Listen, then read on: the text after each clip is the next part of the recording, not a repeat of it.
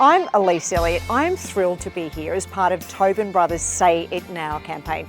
And what this is about is saying what you really want to say to people you love in your life before it's too late. Because once they've gone, they've gone.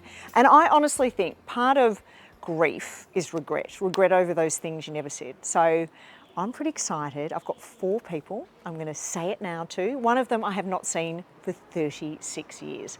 Let's go and meet them. So excited. Here you are. Oh, this is exciting. Hi, Dad. Thanks for making the effort. Mom. Sorry you're wrestling. Auntie Reedy's all the way from Mount Martha. Thank you, my sweetheart. And someone I haven't seen for 36 years, Mr. Harrison. I have very fond memories of Ian. I still think of him as Mr. Harrison. You know, when someone's your teacher, you can't sort of call them by their first name. During school, when everyone lacks a bit of confidence, he had faith in me and cast me as the lead in the school play and the villain the year after. And it did shape me very much. I feel really confident now in the world of media. It's pretty cutthroat, but the lessons I learnt back then from him have really stayed with me today. So what an honour, really, and a privilege to be able to say that to him now, to say it now to him when it counts. So I feel like I still need to call you Mr. Harrison because you were my teacher and you'll forever in my mind be a teacher. Well, thank you, but there's no need. If you please call me Ian if you're comfortable. Oh, Ian, all right. I haven't seen you for 36 years. I know. But you are in my thoughts very much. Thank you were my drama teacher at school and my English lit teacher. And sometimes in life as a student, you have these golden people that really shape and inspire you. And I have to say, you're one of those people. Oh, sweetheart. And you had faith in me. That makes me quite emotional thinking about it. At a time, I didn't have faith in me. Yep. And you cast me as the lead in the school play. I did, because you were auditioned so beautifully and obviously had a lot of talent. And I couldn't really sing, but I quite liked being on stage. And I think you gave me the confidence that led me to the career that I've had. I've been really blessed with a really long, decades long career in media, and you've helped me perform on stage, to be an MC, to be a newsreader, to be in radio and TV. So for that, I thank you. You've left your mark on me. Thank you, my dear. Well, I'm very glad that happened and that you feel like that about it. I don't feel that I've got any great responsibility for your enormous success, but still I'm happy to if you feel that I set you going. Yeah, and one thing I like too, in year 12, I've been at the lead in a school play, you cast me as a villainess. And I remember going, God, I don't want to be the bad chick, and you always said the villains have more fun. And I thought that was really fun. So the next year we did Free as Air, and I was a reporter called Ivy Crush. Yep. And I grew up to you were. I grew up to be a reporter, just not a villainess. Yeah. There's still time for that. Yeah, of course. That was Stephanie was in that too, wasn't she? Yeah, I do. I say to people, reach out to those teachers because I don't think if it were not for this campaign, you would still be in my thoughts, but I don't think we'd be sitting here now. No, and I feel really good about the fact I get to say to you, thank you, because you've got decades left in you, but you don't want to read that someone's no longer here and you go, God, I never said to that wonderful teacher. Well, it's very rewarding anyway. Thank you. I was really grateful to be asked to do this. Great. Yes. And finally, what was your favourite bit about teaching? Well, I think the classroom teaching was the literature teaching, opening up the world of literature to kids and getting them to appreciate what they may not have appreciated initially when they read the book, but leading them into it to see there's a lot more there than they may have realised. Yeah, I think you pushed some boundaries too. Yeah, and I went to a convent, as you can tell, and we did some raunchy books, I think. Probably did. You pushed the boundaries there, that was good. Because I was teaching at that convent too. Yes. So on behalf of all the students, I've spoken to a few ex-students who have said, please say hi to him. Oh, right. So We're saying it now. Thank you. Yeah. Everyone deserves a fabulous auntie in their lives, and I have an absolutely fabulous one. She's 87, still swims every day, and she taught me some great lessons in life, not to put up with bad behaviour from people, how to be an independent woman and be content with that, and just a smattering of how to be fabulous. So Riti's really thrilled to be able to say it now to you. You know, Riti's, you taught me about being independent.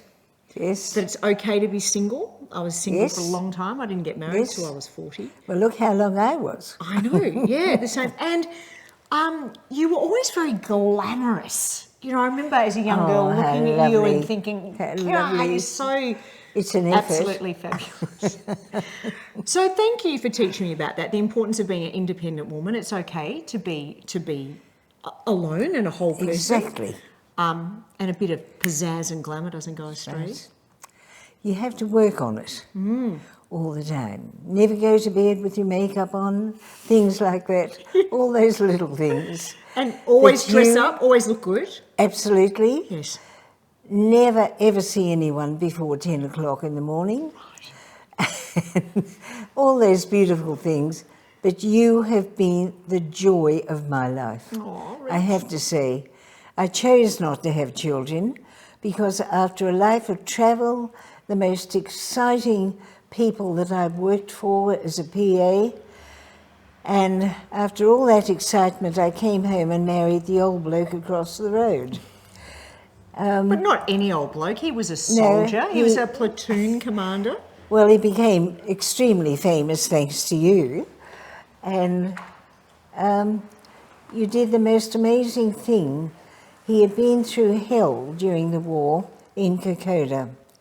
And you did something for him that changed his life. And Elise took him back to Kokoda. She rang me the day after a Christmas over at their house, at my sister's house, and said, "Do you mind if I take Peter back?"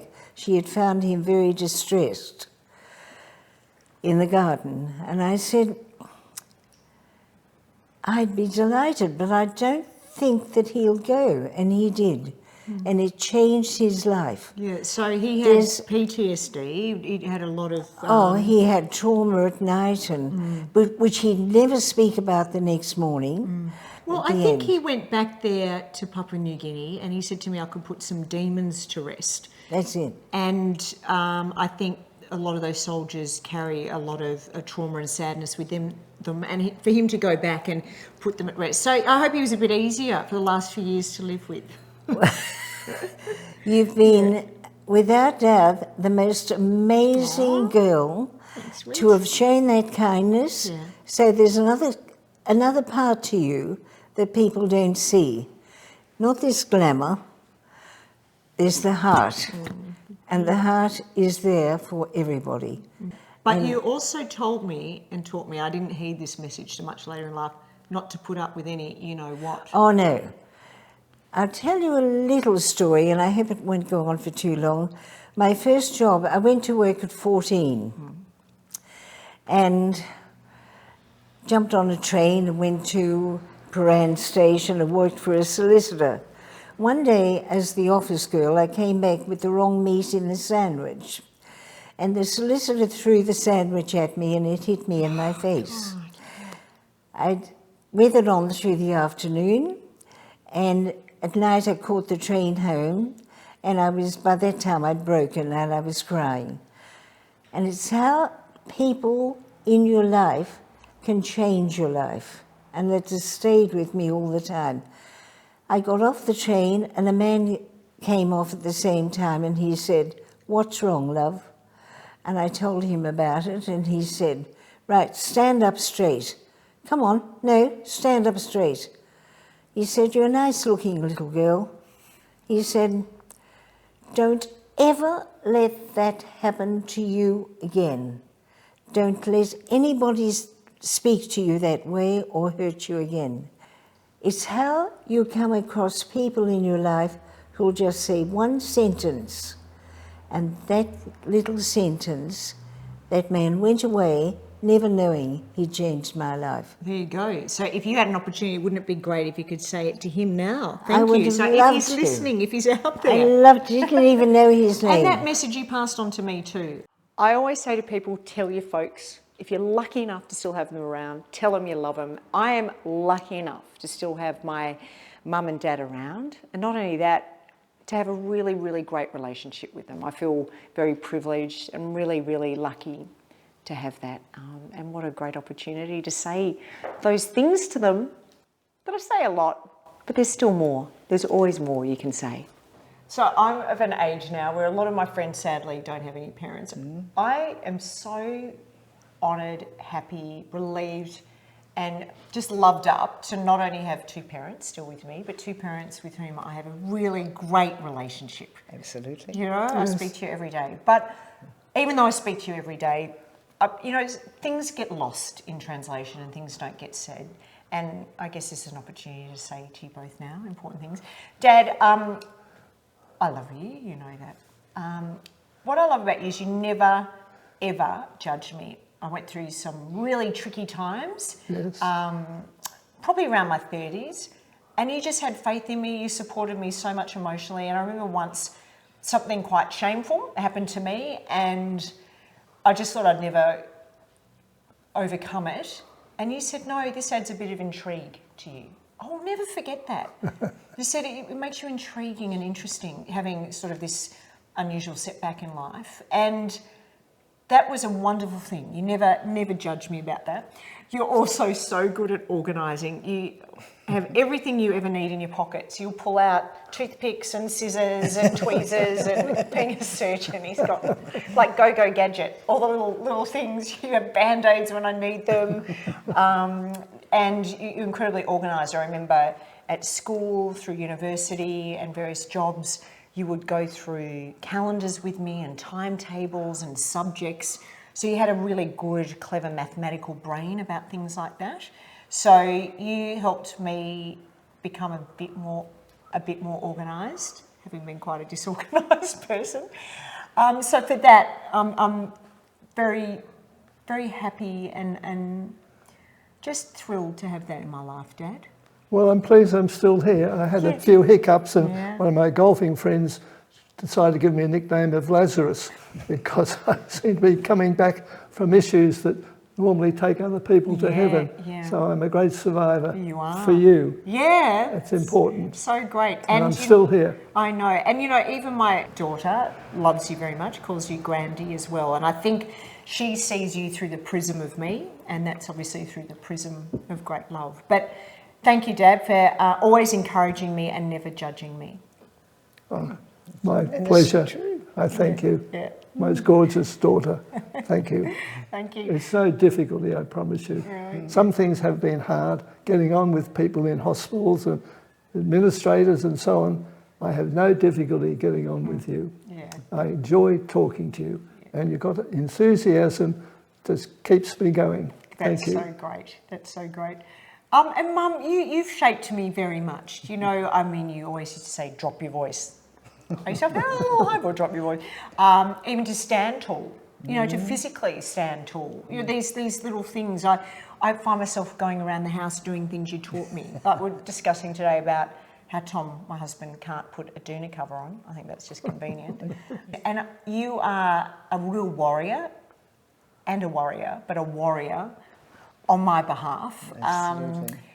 And at times I used to think, oh, Mum, you know, like you've got to let it go. But now I'm a mother of a daughter. I get that. And I love that you're always in my corner. On your side.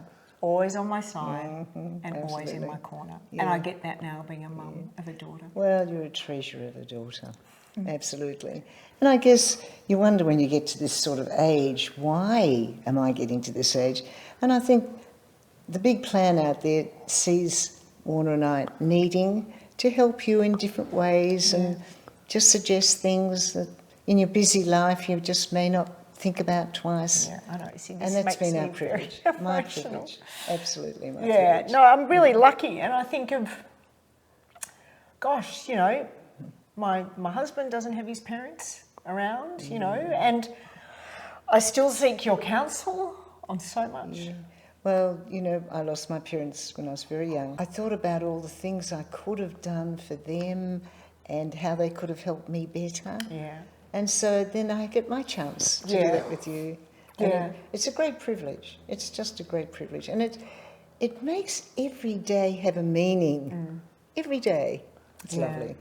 And when I was filling in on radio recently around Christmas, I said, if you're lucky enough to have your parents still alive, give them a hug, tell them you love them. Yes, you did. And I sort of said that as a bit of a throwaway because I'm very effusive with both of you when I say that. But a lot of people rang me and said, wow, thank you for saying that, because I did that and I'm glad I did. Yeah, that's So true. it's too late once you're gone. Right now.